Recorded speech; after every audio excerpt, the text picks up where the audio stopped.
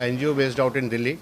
And with me are Mr. Dr. Jay Prakash, Director, Madras Digital Cinema Academy, and on the other side, I am Mr. B. Mageshwaran, South India Convener for Prahar.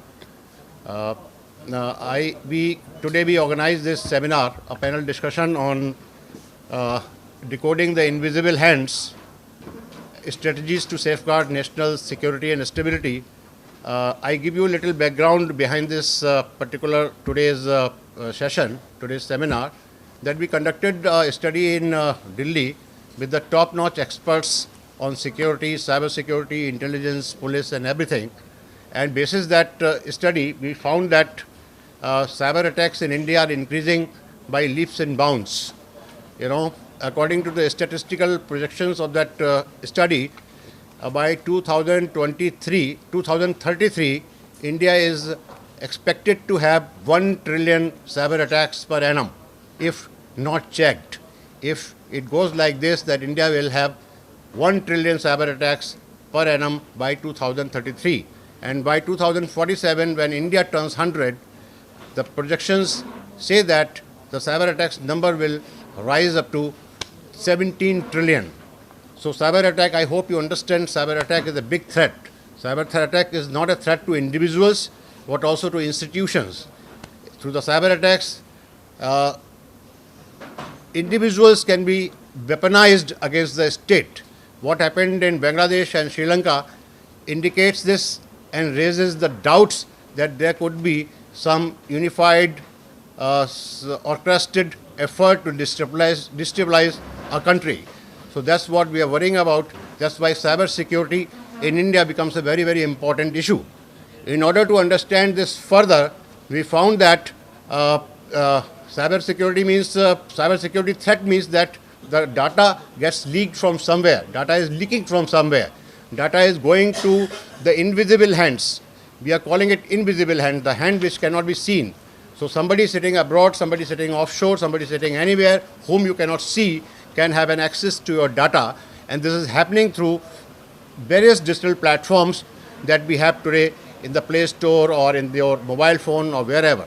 Amongst all the Play Store, among all the digital platforms that we have today, the study shows that the illegal betting and gambling platforms are the most vulnerable, are the most have become the most biggest tool for data to get leaked from there. Most of the data is getting leaked from the illegal digital betting and gambling apps that we have, that our youth and we as adults are playing day and night.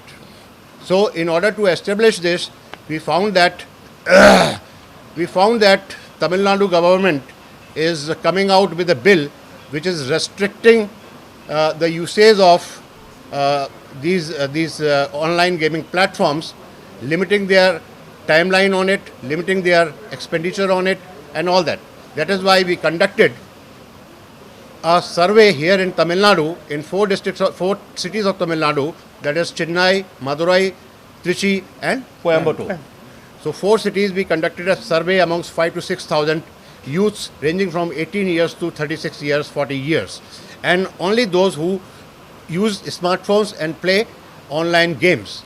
We did this survey to understand the actual situation on the ground in Tamil Nadu, because Tamil Nadu is the first state that is trying to put some restrictions on the online gaming and all that. So we wanted to understand whether these restrictions, whether these limitations would help us in any way or will not help us anyway. To answer all these questions, we conducted a survey on ground in Tamil Nadu, as I told you, and also to validate the findings of our national survey that we conducted some time back, some 15 days ago in Delhi. We thought that we should go to Chennai and conduct a survey in Chennai. So we have conducted a survey in Chennai amongst all the people who play online games. So I am here now particularly to share the findings of that survey with you, right? Yes. So I tell you, this survey was conducted among 5,000 youth who play online games. Because why? You should be very clear about this. Because in our studies we found that illegal gambling and betting apps are the biggest reason for the data leakage. Okay?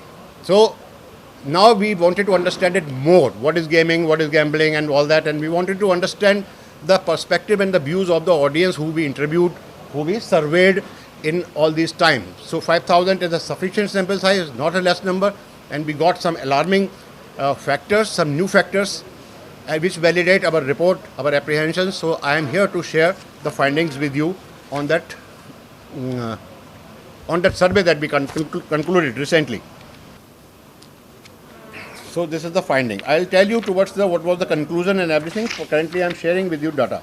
Do you understand the difference? Now this is a very important question from media point of view also. For you to take to the government, students, and anybody who is playing online games, do you understand the difference between legal and illegal real money games platform? There are thousands of gaming platforms available. It is at the click of a button, at the fingertip. So we asked them, do you understand what is illegal, what is legal? So 75% of the people say they do not have any mechanism, they do not have any method to know what is legal and what is illegal. 25% say this, they can distinguish what is legal and what is illegal, but the majority means 75%. People say that they do not know. Okay? Yes, I understand the difference, 25% said. No, I cannot distinguish, 41% said. I believe, some people say that I believe all real money gaming in India are illegal. This is again something very wrong, because 26% people, which is not a small number, they believe that everything and anything which is available on the net is legal. This is again not a very healthy sign. I believe all real gaming platforms are illegal. Some people are there, but they are very small number. 8% people think that all gaming platforms and everything on the net is illegal. But you know who are those people? These are 8% of the people who do not play online games. So somebody who do not play online games will always say that it is illegal because they do not know about it, right? So there is no awareness among the players about the means to distinguish between legal and illegal things. They play, but they do not know what is legal, what is illegal. So they have total unaware lot. They have no awareness in anything. Those who do not play online games have a bias against medium and believe that I have already discussed with you.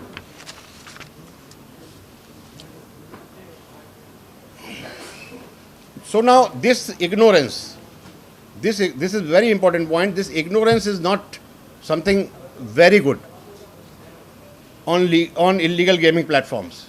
You should know that what is illegal, so that your data is safe with you. Your data is not being stolen by somebody else.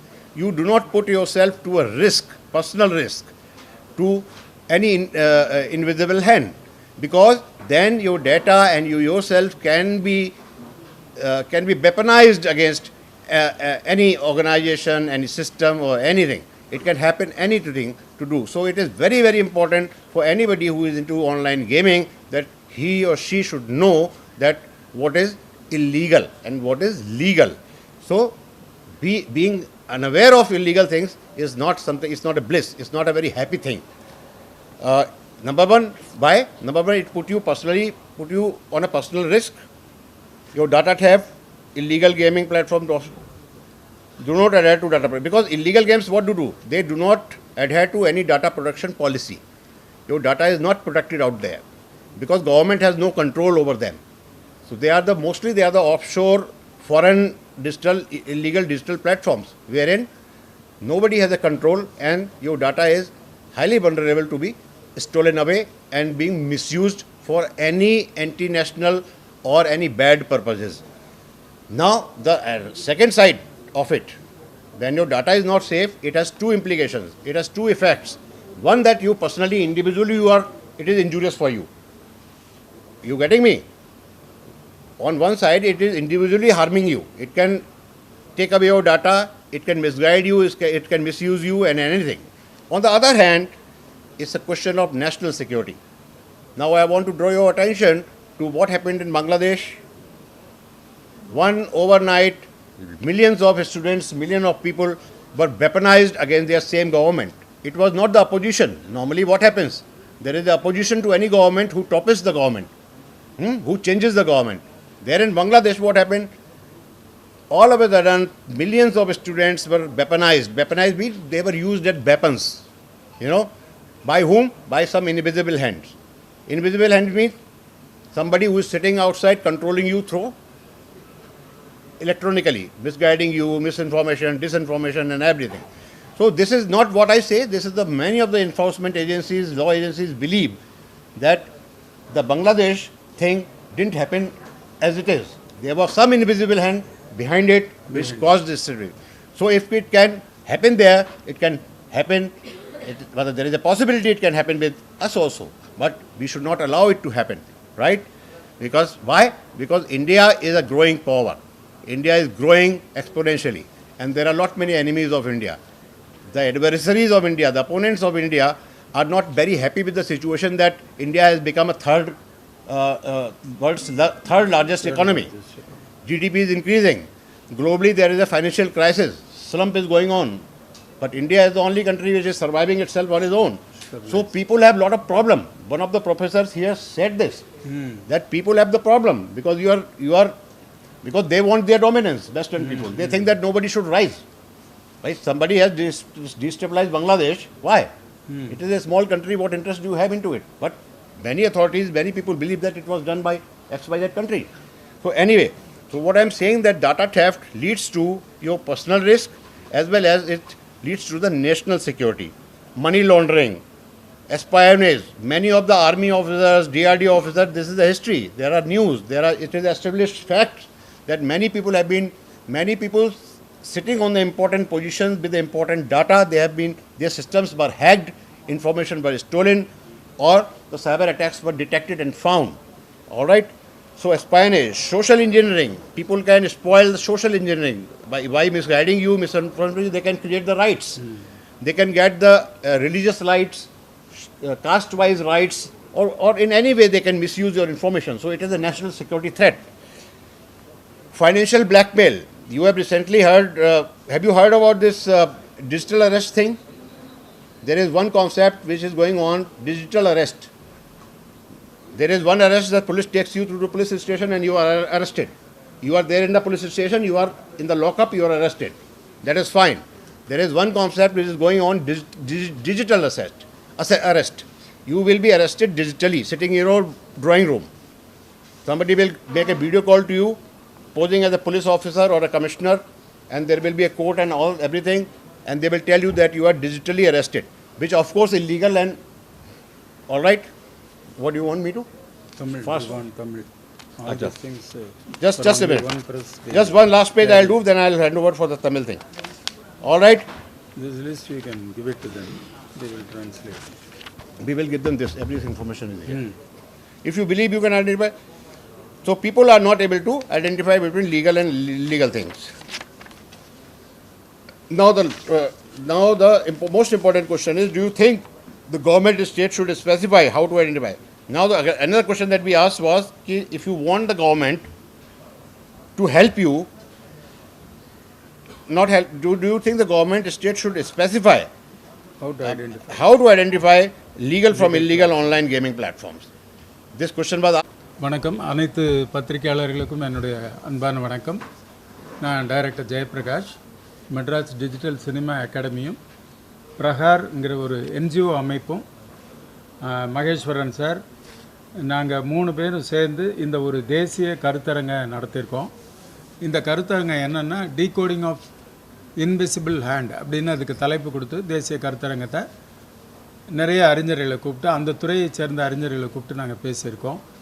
இது எதுக்காக இந்த அவசியம், இந்த தேசிய கருத்தரங்கத்தோட நோக்கம் என்னென்னா, அதாவது இப்போ ஆன்லைன் பிளாட்ஃபார்மில் நிறைய புகார்கள் வருது, மோசடிகள் நடக்குது, சைபர் கிரைம்ஸ் ரொம்ப கூடி போயிருக்கு இந்தியாவில், தமிழ்நாட்டில். அதனால் இதை எப்படி ஒழுங்குபடுத்தலாம், என்ன மாதிரி சட்டங்கள் இருக்கணும், என்ன மாதிரி தடைகள் பண்ணணும், என்ன மாதிரி ஒழுங்குமுறை பண்ணணுங்கிறத பற்றி ஒரு அவேர்னஸ்க்காக ஒரு தேசிய கருத்தரங்கம் நடத்தலான்னு முடிவு பண்ணோம். அதுக்கான கருத்தரங்கத்தை இன்றைக்கி நடத்தணும். நீங்கள்லாம் பார்த்துருப்பீங்க. அதற்கான எல்லா ரிப்போர்ட்ஸும் இதுவும் உங்களுக்கு கொடுக்குறோம்.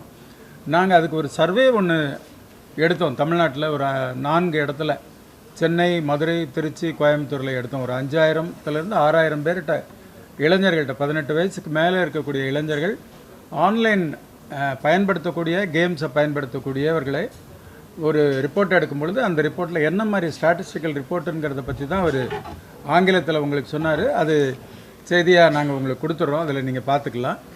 ஒட்டுமொத்தமாக நாங்கள் ஒரு 5 ஃபைண்டிங்ஸ், அதாவது இதன் மூலமாக ஒரு 5 கருத்துக்களை நாங்கள் பத்திரிகையாளர்களுக்கு நம்ம சொல்லி அதன் மூலமாக மக்களுக்கும் அரசாங்கத்துக்கும் சொல்லணும்னு நினைக்கிறோம்.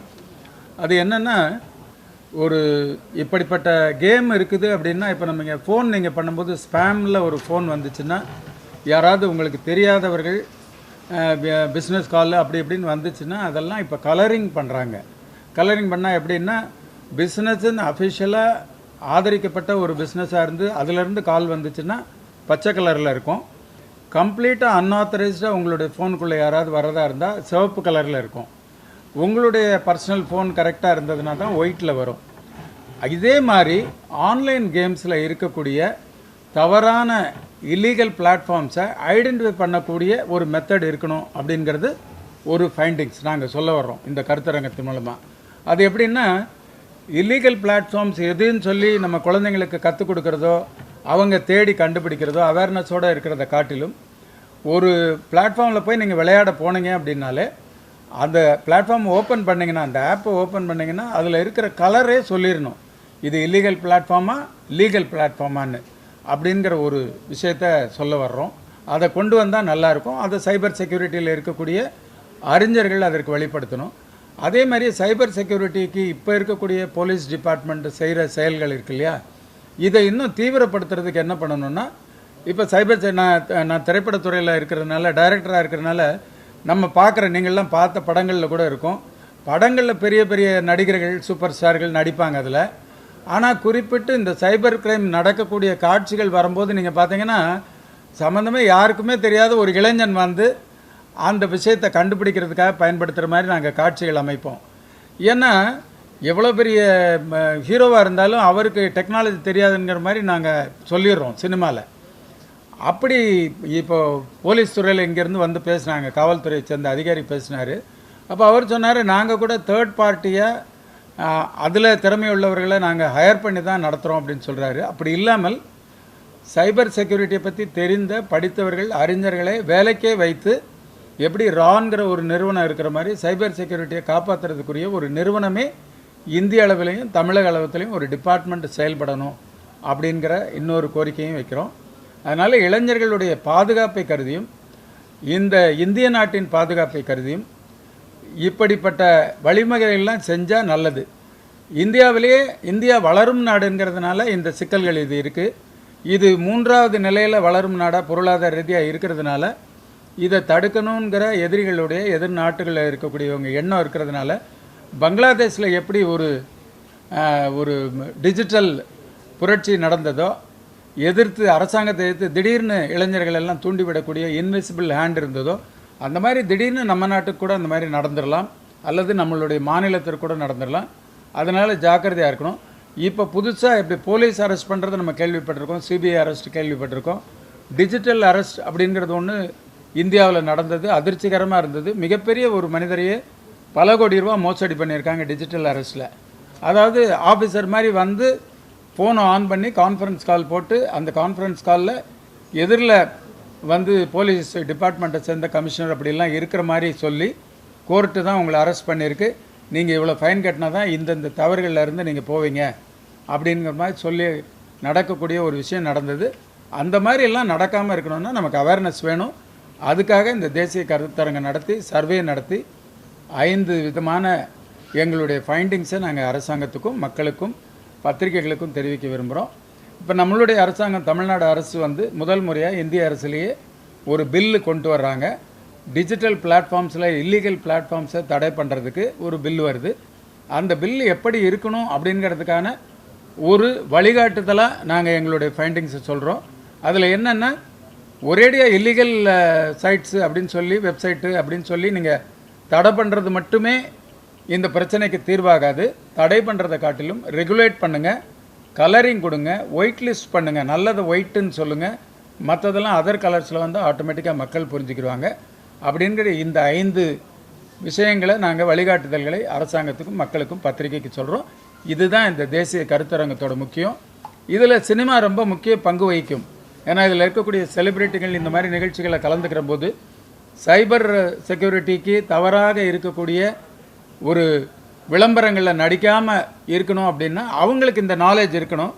அதனால் இது தொடர்பான விளம்பரங்களில் ரம்மி விளையாட்டாக இருக்கட்டும், இல்லது பணம் வைத்து விளையாடக்கூடிய எந்த இதாக இருந்தாலும் திரைப்படத்துறையை சேர்ந்தவர்கள் முன்கூட்டியே அதனுடைய அறிஞர்கள்ட்ட கேட்டுட்டு அதில் ஈடுபடணும், அது தொடர்பாக பேசணும் அப்படிங்கிற கோரிக்கையும் சினிமா துறையின் சார்பால் அதை தெரிவிச்சுக்கிறோம்.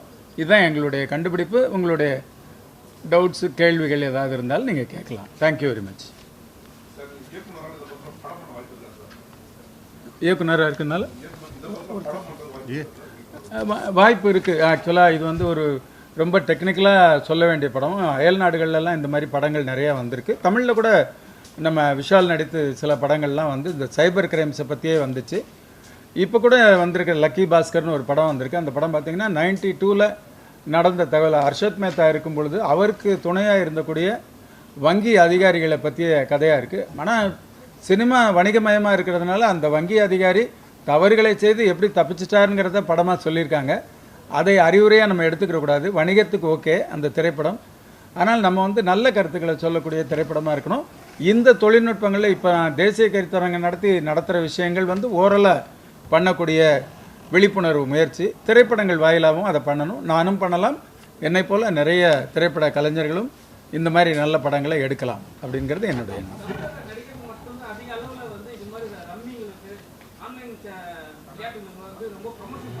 What is asking?